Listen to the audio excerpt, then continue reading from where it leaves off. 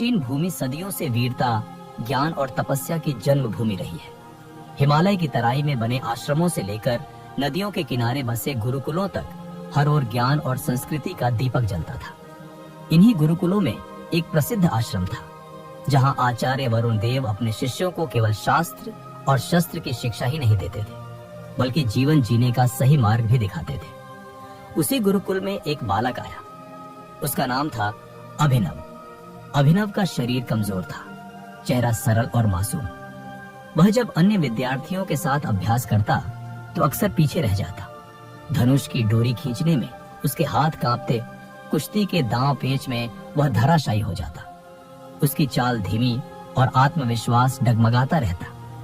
गुरुकुल के अन्य विद्यार्थी मजाक उड़ाते, देखो ये तो तिनके जैसा है, हवा चली तो उड़ जाएगा, इससे युद्ध क्या होगा, ये तो बैल के सामने खड़ा भी नहीं हो सकता। ये बातें अभिनव के दिल में चुभती थी। वह अक्सर सोचता, शायद मैं किसी काम का नहीं हूं। भगवान ने मुझे कमजोर बनाया है तो मैं क्या कर सकता हूं। लेकिन नियति ने उसके लिए कुछ और ही सोच रखा था। एक दिन की बात है, गुरुकुल के सभी शिष्य धनुष बाण का अभ्यास कर रहे थे। विशाल लकड़ी के निशान पर तीर चलाना था। सभी शिष्य अपने अपने तीर मार रहे थे। राजन, जो गुरुकुल का सबसे तेज शिष्य था, उसने निशाने पर ठीक बीचों बीच तीर मारा। सबने उसकी प्रशंसा की। फिर बारी आई अभिनव की। उसने कांपते हाथों से धनुष उठाया, तीर चढ़ाया। जैसे ही डोरी खींची, हाथ कांप गए और तीर पास खड़े पेड़ से टकराकर नीचे गिर पड़ा। सभी शिष्य हंस पड़े। देखो, यही है हमारा कमजोर अभिनव, इससे तो गिलहरी भी डरकर नहीं भागेगी। अभिनव का चेहरा झुक गया, आंखों में आंसू आ गए। वह सोचने लगा, सचमुच मैं सबके सामने बेकार हूं, मुझे यहाँ क्यों रखा गया है। शाम को जब सब विश्राम कर रहे थे, वह अकेला नदी किनारे बैठा था। उसने चुपचाप पानी में अपना चेहरा देखा और बुदबुदाया, हे ईश्वर, आपने मुझे ऐसा क्यों बनाया। अगर मैं दूसरों जैसा होता तो शायद लोग मेरा मजाक न उड़ाते। उसी समय आचार्य वरुण देव वहां आ पहुंचे। उन्होंने शांत स्वर में पूछा, वत्स अभिनव, तुम इतने उदास क्यों बैठे हो। अभिनव ने आंसू पोंछते हुए कहा, गुरुजी, मैं दूसरों जैसा नहीं हूं। मैं कमजोर हूं, साधारण हूं। मुझसे कभी कोई महान काम नहीं होगा। मुझे लगता है कि मैं जीवन में असफल ही रहूंगा। गुरुजी ने मुस्कुराते हुए उसका कंधा थपथपाया और बोले, वत्स, याद रखो, मनुष्य की पहचान उसके शरीर से नहीं होती, बल्कि उसके आत्मविश्वास से होती है। अगर तुम स्वयं पर विश्वास कर लो तो असंभव भी संभव हो जाएगा। अभिनव ने संकोच से पूछा, लेकिन गुरुजी, आत्मविश्वास आएगा कैसे। जब लोग रोज मजाक उड़ाते हैं तो मेरा विश्वास टूट जाता है। गुरुजी बोले, सुनो वत्स, आत्मविश्वास बाहर से नहीं आता, यह भीतर से जन्म लेता है।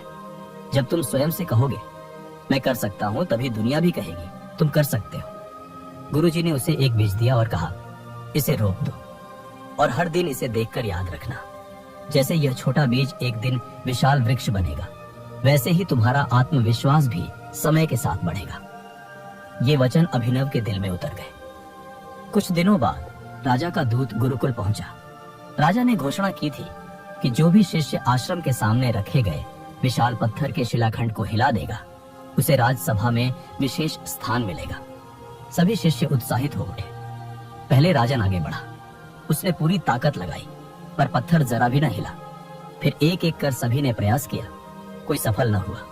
अब बारी आई अभिनव की। वह पीछे हटने ही वाला था कि गुरुजी की आवाज गूंजी, वत्स अभिनव, याद रखो, यह शक्ति की नहीं, आत्मविश्वास की परीक्षा है। जाओ और प्रयास करो। सभी शिष्य हंस पड़े, ये तो हाथ लगाते ही गिर पड़ेगा। लेकिन अभिनव ने गहरी सांस ली। उसने खुद से कहा, अगर गुरुजी ने मुझ पर विश्वास किया है तो मुझे भी स्वयं पर विश्वास करना होगा। उसने हाथ रखे, पूरी शक्ति लगाई। पत्थर नहीं हिला, लेकिन सबने देखा कि अभिनव गिरा नहीं, उसका चेहरा चमक रहा था। गुरुजी ने कहा, यही पहला कदम है आत्मविश्वास का। जब तक तुम प्रयास कर रहे हो तुम हार नहीं सकते। उस दिन से अभिनव ने ठान लिया कि वह अब कभी हार नहीं मानेगा।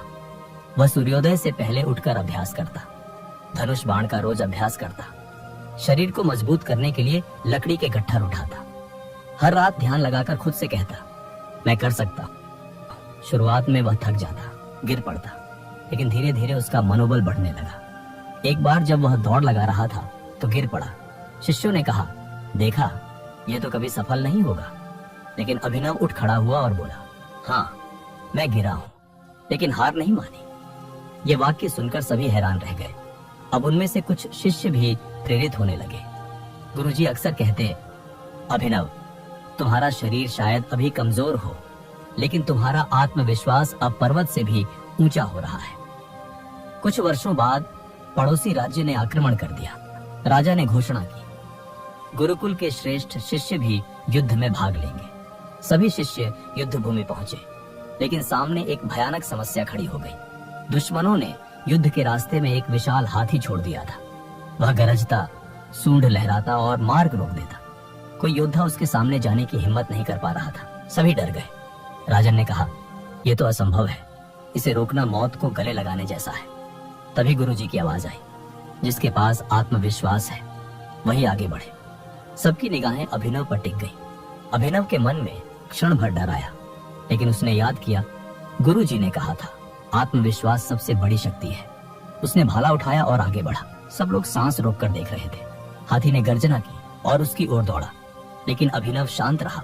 उसने दृढ़ स्वर में पुकारा, रुको। हाथी कुछ पल के लिए थम गया। फिर अभिनव ने चतुराई से पास पड़े लकड़ी के गट्ठर को आग लगाई और रास्ते के किनारे रख दिया। हाथी आग देखकर डर गया और भाग खड़ा हुआ। पूरी सेना हक्की बक्की रह गई। जो कार्य सबको असंभव लगा था, वह अभिनव ने अपने आत्मविश्वास से संभव कर दिखाया। युद्ध समाप्त हुआ। राजा ने अपनी सभा में अभिनव को बुलाया। उन्होंने कहा, आज हमने देखा कि असली ताकत शरीर में नहीं, बल्कि आत्मविश्वास में है। अभिनव ने साबित किया कि अगर मनुष्य स्वयं पर विश्वास कर ले तो वह किसी भी शत्रु को परास्त कर सकता है। राज दरबार तालियों से गूंज उठा। गुरुजी की आंखों में गर्व के आंसू थे। अब अभिनव केवल एक साधारण शिष्य नहीं रहा, वह पूरे राज्य का आदर्श बन गया। लोग अपने बच्चों को समझाते, देखो, यदि आत्मविश्वास हो तो असंभव भी संभव हो सकता है। और अभिनव अक्सर कहा करता था, कमजोर वह नहीं जिसके पास शक्ति नहीं है, कमजोर वह है जो स्वयं पर विश्वास नहीं करता।